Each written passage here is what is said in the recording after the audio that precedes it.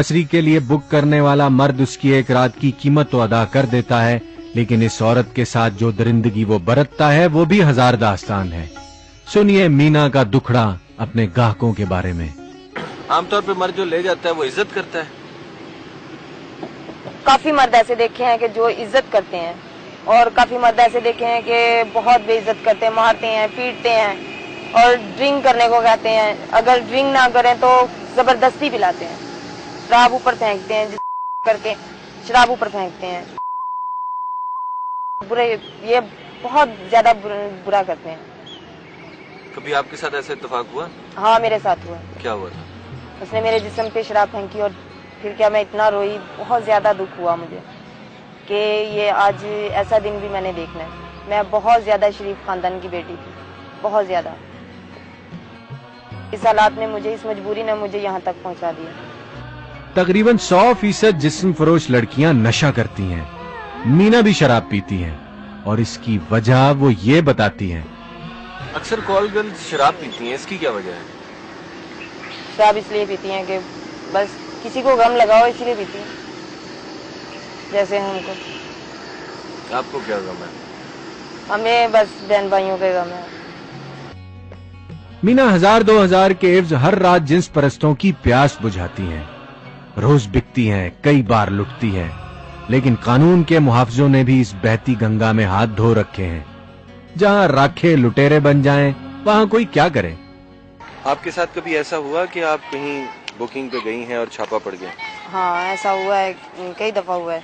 मेरे साथ एक दफा हुआ था कि मैं जा रही थी उसके साथ और पुलिस वालों ने मुझे पकड़ लिया। और पुलिस वालों की बात, बस ये दो बातें होती हैं।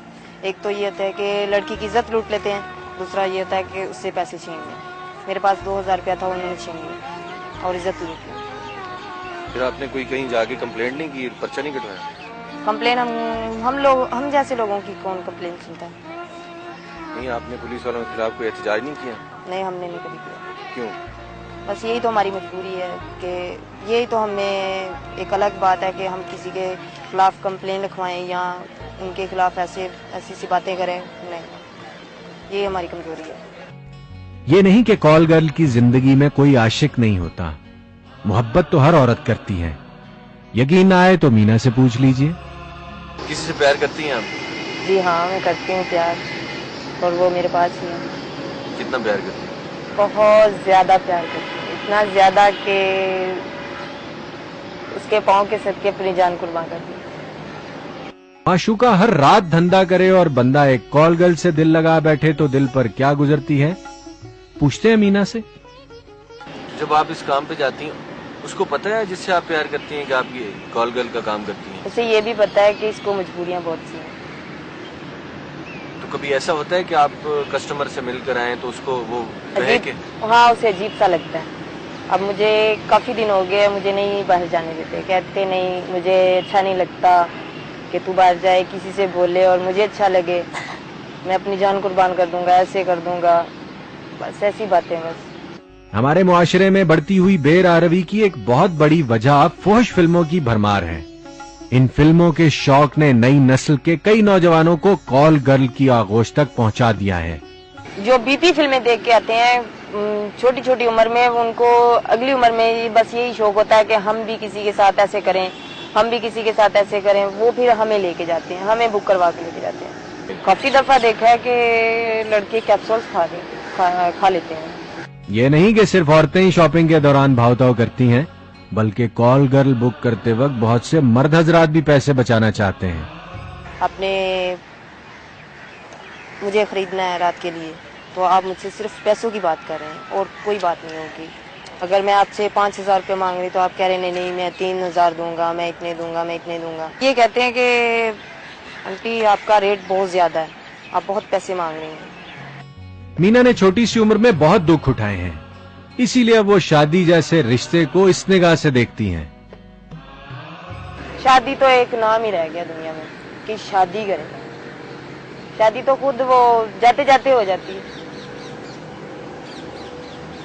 वो लड़की जा रही है या लड़का जा रहा है तो जाते जाते उनकी शादी हो जाती है। ये तो अब ऐसे हो रहे हैं।